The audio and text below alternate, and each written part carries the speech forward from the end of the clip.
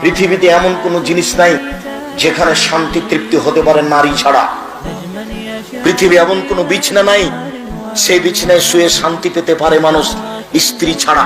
পৃথিবীতে এমন কোনো খাদ্য নাই যে খাদ্য খেয়ে মানুষ শান্তি তৃপ্তি পেতে পারে স্ত্রী ছাড়া।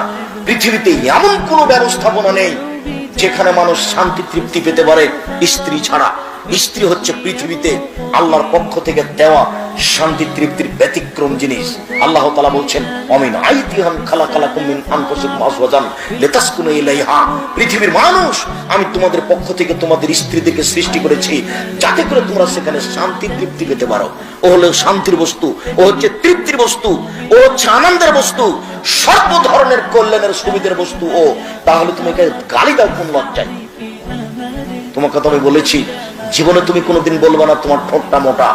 একবার যদি ঠোঁট মোটা বলো তাহলে তোমাকে 10 বছর ভালোবাসবে না। ভুলে তুমি বলবে না তোমার রংটা কালো। একবার যদি রং কালো বলো তাহলে মনটা ছোট হয়ে যাবে, 10 বছর যাবত তোমাকে ভালোবাসবে না। তুমি খালি বলো তোমার মতো কোনো ভালো মেয়ে দেখি না, তুমি আমার চোখে সবচেয়ে সুন্দরী, তোমার চাল চলন আমার কাছে খুবই ভালো, প্রশংসা করো, সারা রাত পাটি পেতে